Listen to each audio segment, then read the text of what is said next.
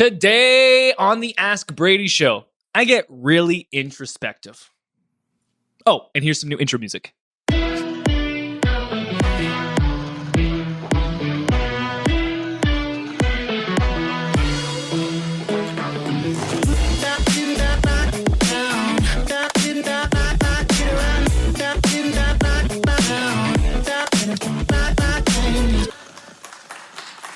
Well, hey there, and welcome to the Ask Brady Show. My name's Brady. This is Roxanne. To my left, your right, we're here to answer your questions pertaining to church media, church comm, church digital, and everything in between. Michael Kine. And we're here to help you, really, and help you help yourself, just as the Bible says. So, what's new here in Pro Church Nation? Ooh!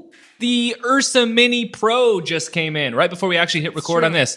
The brand new Blackmagic Ursa Mini Pro, hand delivered to us, and we haven't even opened the box yet. It's still wrapped up right outside of this boardroom on the table, and we're excited to dive into our new camera.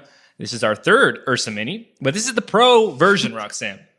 Oh, the other two versions were crap. Speaking of crap, I got an email. No.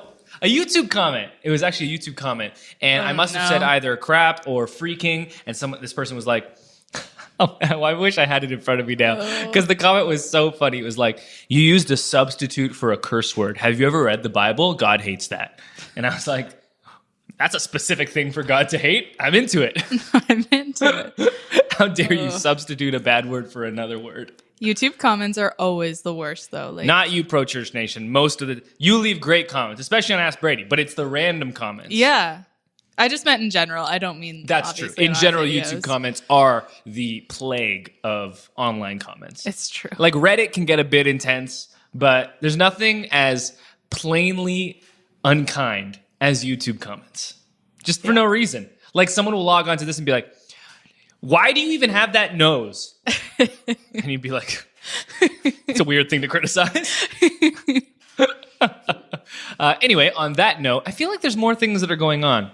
There probably are, but it's so hard to remember by the time you get to talking about it because so much happens. Oh, we've been filming a lot. We have been filming a lot. And, I know, a couple days ago on Instagram, I introduced kind of this new podcast we're going to be doing. If you don't listen or subscribe to the Pro Church Podcast, head over to prochurchpodcast.com, and you can hit subscribe there. We're going to be doing this thing where for an hour, I'm going to do free consultations with churches. We can talk about anything that they want, and we're going to spend a whole hour with them. Think about it like Ask Brady, but if you had an hour, not just submitting your question, but talking to me back and forth for a full hour. That's what we're going to be doing.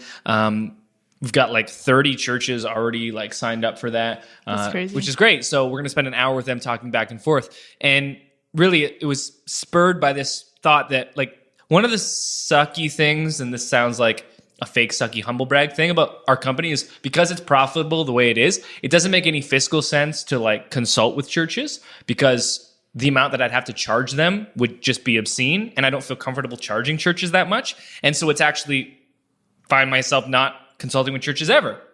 So we do stuff like Ask Brady, but I thought, what if we did consultations with churches for free, but we recorded them and then shared them with Pro Church Nation? And so this is going to be giving you the ability to actually listen to what other churches are facing and hear me consult with them, and hopefully it'll be helpful to everyone. I like it. When do you know when they start? Or? Well, I've got 4 already for tomorrow and the next day. So we'll release one new one each week, but the first one should be available this week or next. Only on the podcast feed. So if you're watching the video version of Ask Brady, it won't be there. ProChurchPodcast.com. With that being said, first question, Roxanne, let's do it. The first question comes from Ashley, and she sent in a video. Hey, Brady. This is Ashley coming to you from the wide open spaces of Wyoming. I saw you have an article on your blog, but it's a couple years old, so I'm wondering if you have any new recommendations. My church is looking at changing web hosts for a various number of reasons, and wondering if you recommend any in particular. Right now we are with a church-specific web host. I'm wondering if there's that you recommend going that route, or if it's better to go with more of a generic, just general web host. Of course, thinking long-term for our church, we want somebody or something that anybody can step in and edit. So something pretty straightforward and simple once it's up and running. Though we do have people available that are capable of doing the front end work, so we don't necessarily want to hire that out. But just wondering what your recommendations are. Thanks, Brady. So I am tiny bit confused by Ashley's question, because the word website host refers to the actual like hosting company that would host your website online. Like, for instance, a Bluehost or a HostGator. At first, I thought that's what she was asking, but it kind of ventured into the territory at the end of like website provider, like a Squarespace or a Clover site sort of thing. So I'm going to hit on both, but I was kind of preparing for this to be like a question about the host itself. Why is your website's host so important? Your web host has so much to do with your website's speed and security. And those two things are obviously vitally important. If your page loads slowly, search engines like Bing and Google will penalize your site, and you won't rank as high. Because if Google is going to take you from their site and send you to your site, they want their visitor to have a good experience. And if they know that sending that person to your site will be a bad experience because your website loads slowly, they are less likely to give preference to your website, if that makes sense. And your host has so much to do with this. Now, obviously, loading times have things to do with other things. Like, are the images on your site really big? Is there a ton of, load-bearingness within your actual HTML and your CSS and all of the, actual files that are hosted on your server? What is how many requests are being made? JavaScript, MySQL, all this fun stuff. But your host has so much to do with it, and they also have to do with security. And we've had a little bit of fun on that on the Pro Church Tools side recently.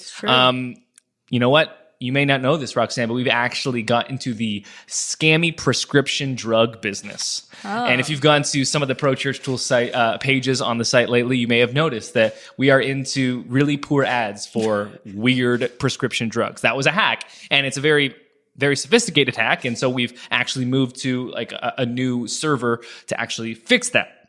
For the longest time, though, we used a website hosting company called Flywheel. You can go to their site, getflywheel.com, and they are highly recommended. Now, they do host specifically WordPress sites, and so if you are not on a WordPress site, you wouldn't be able to use them, but they are absolutely fantastic. And when we used them for the 2 years that we were with them, we had a couple of hacks, and I would just send in a request, and within hours, even if it was midnight, they were on the West Coast, whatever time it would be, they would go in and fix it for us. I actually, when the hack came in, on the Pro Church Tools site, I sent them an email. They're like, I don't think you're with us anymore. And I was like, oh. And I was kind of sad because I was like, oh, I knew if I was with them, they would be able to fix it. And so that I highly recommend Flywheel if you're using a WordPress site. Having a good host is so important for speed and thus SEO and also security. There will be a day when your site gets hacked. It's going to happen eventually. And having a good host backing you up and investing the extra bit of money in that each month is so worth it. If you're with something like HostGator or Bluehost and you're paying like $3 a month for hosting, you get what you pay for. And they won't have the infrastructure or resources on your account, at least, to help you with an advanced hack or something like that.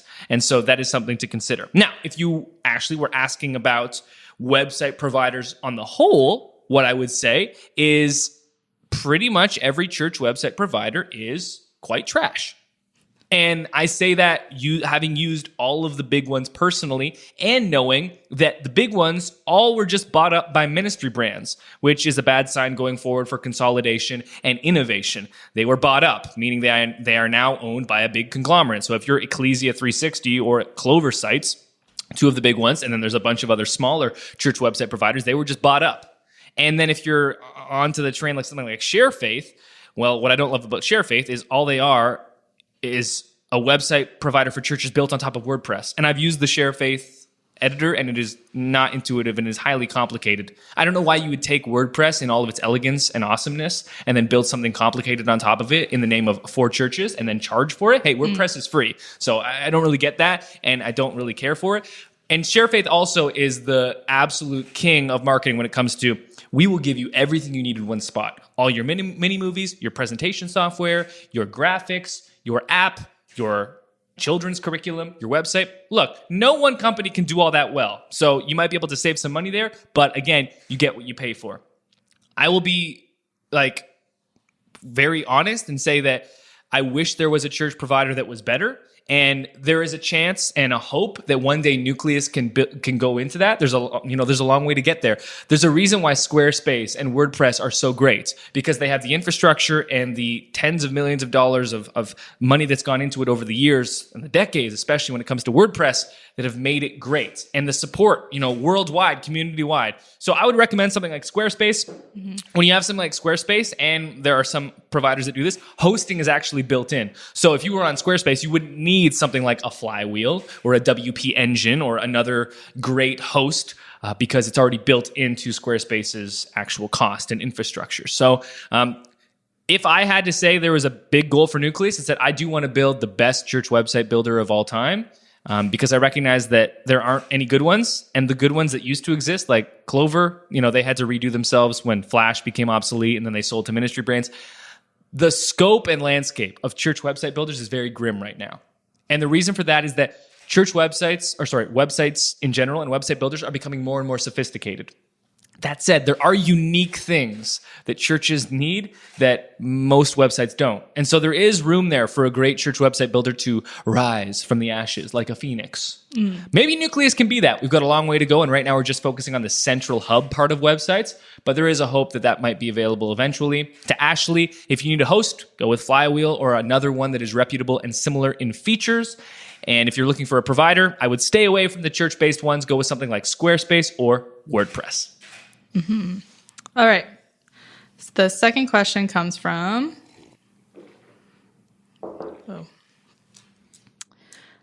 Mako_Nix on Twitter. Mako Nix. And they ask, you say Facebook post boosting isn't worth it. So Insta, worth boosting posts there, or always target using the Facebook Power Editor? I'm pretty sure this girl's name is Margot, and so I'm going to go with that. Okay. You can. I was just reading her. She's a part of a bunch of Facebook groups, and I've seen her a lot.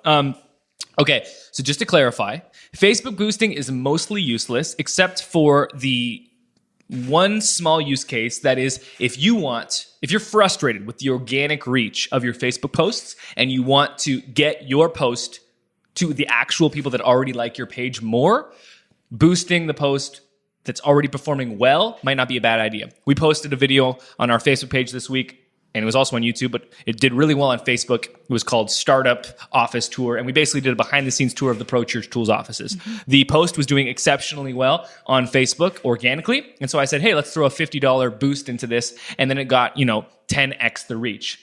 I waited for a post that was already performing well organically, and then paid for a boost because I wanted more of the existing likes on our Pro Church Tools Facebook page to see that post. I've boosted posts that have not done well organically before, and I've just felt like the money was wasted. Mm-hmm. If it's not already performing well organically, it's not worth a boost. With that being said, boosting is mostly useless, and most churches have small marketing budgets, very small. Very, very small. And most church Facebook budgets almost are non-existent. So don't waste that money on a boost. If you've got a ton of money to throw around and you've got a great post and you're like, hey, I might as well boost it, sure. Very small amount of churches are going to be in that situation. So when it comes to Instagram, I have actually tried to boost on my Instagram, and I'm going to show you, Roxanne, right now. If I go to boost an Instagram post, and I'm like, oh, great, this is great. I'm going to click promote, and when I click promote, I decide what I want to do, and then this is the page that I get. I don't know what this page is, but there is a weird thing happening with my Instagram account, and for those that are listening, I just get a blank page. It's as if you went to a website and you got a 404 error, except there was no 404. It was just blank. So there's something wrong with my Instagram that won't allow me to boost. With that being said, for most churches, you're going to have a bigger audience on Facebook, which means you're going to get better ROI on Facebook. And if we're trying to maximize our budget, promoting on Instagram, you could try it out, but make it small. Mm-hmm. When you are inside the Facebook Power Editor, Facebook now will give you a bunch of different placements. It'll say the Facebook feed, the Facebook sidebar, Instagram, and the audience network, I think it's called. Whenever I'm doing a Facebook ad, I deselect Instagram and the audience network because I just don't see value in it. I might try Instagram in the future. I do have a little bit of a personal vendetta against them right now because I've tried to boost a post just to experiment and they won't let me. So I'm a little bit upset about that. But fair.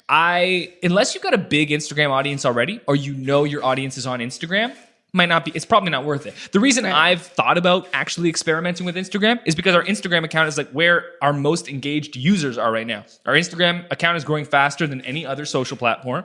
And we get more views on my Instagram stories than anywhere else. And so there's obviously a big need there. So it might be worth it for me. If you don't see a similar type of traction, I would probably stay away from it. Yeah, that makes complete sense to me for sure. All right. Question 3 comes from Josh, and he says, do you have any thoughts on strategies for encouraging signups to events/camps? Examples, early bird pricing, how long early bird goes for, do we hype it up for a few weeks before allowing registrations, what price incentives are effective, email hype via connect cards, social media, etc. Great. So the word that I want to kind of dial into on Josh's question was hype. And this is something that we see churches doing a lot. It's like, how can we, pimp this event? How can we hype this event?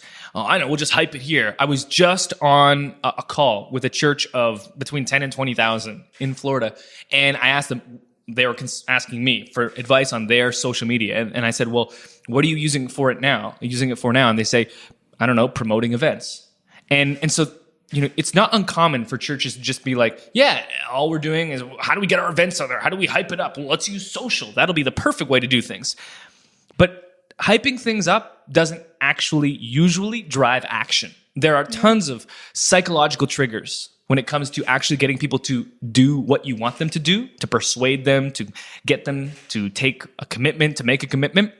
And hyping things up and using words like, don't miss it, rarely works. What does work are a variety of different psychological triggers that I will go over now. And Josh did hit on one of them, deadlines. This is the psychological trigger of scarcity. FOMO is what the kids call it. Fear of missing out. The thought that soon what is available will be unavailable and I could miss it. Every time we do a launch, we saw this most recently with the Nucleus launch, we'll always have a time where something closes down. So with Nucleus, we actually closed down registration. Right now we're working with about 1,000 charter churches, and we're building out Nucleus to be the robust platform we want it to be. We're going to reopen later in 2017. And that was the scarcity that we told people about as the deadline got closer. We said, look, we're closing down Nucleus, and we will reopen again in 2017, late 2017. We don't know when, TBD. And that caused a lot of people to jump onto the Nucleus train because they knew, this is going to be available now, but soon will be unavailable. The psychological trigger of scarcity. There's another psychological trigger, price. When price goes up, people do not like that. And we all know the type of people that will do anything they can to avoid even the slightest increase in pricing. Roxanne, my dad. Yeah. The people that will go to an intersection with 2 gas stations on it. One gas station on one side, the price is, we do it in liters here in Canada, it's like 99.9 cents per liter. And the other side, 99.2 cents per liter.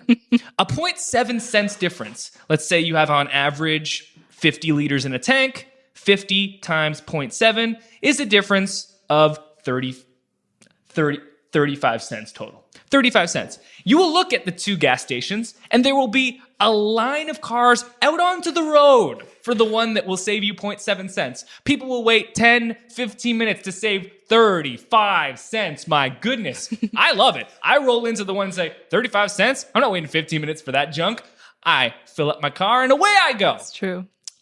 People will do whatever they can to save money. We did this with the Nucleus launch as well. The price went up after the first 48 hours. The price is going up when we reopen later this year. And so people knew, the price is going up. And so early bird pricing, there's a reason people do that with conferences, with events. It does work well. Those are 2 of the biggest psychological triggers. But here's the other one, and that is storytelling. Storytelling is a huge psychological trigger because what it allows you to do is engage someone with a narrative.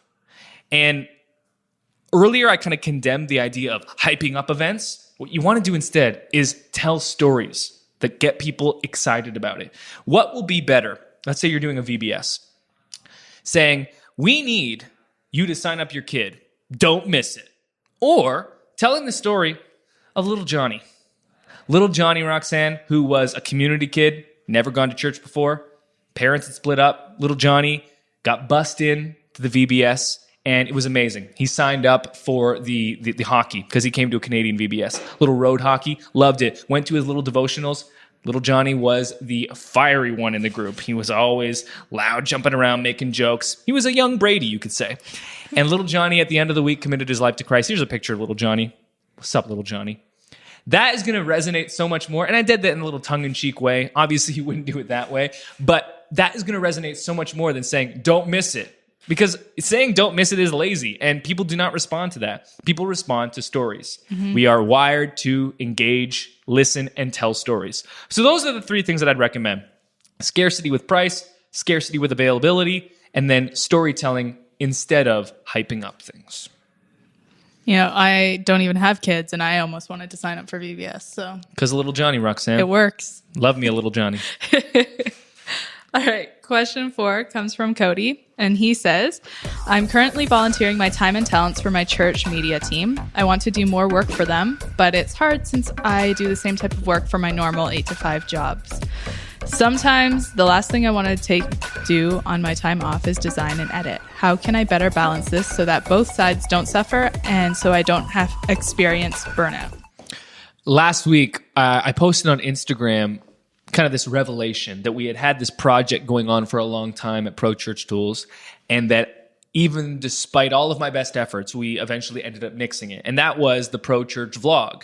We spent thousands upon thousands of dollars of research and development and on gear itself, buying stuff and trying to make it work. I so wanted to create this daily vlog, this daily kind of documentary of what we were doing at Pro Church Tools. We want to build the greatest website builder of all time. That's not very easy.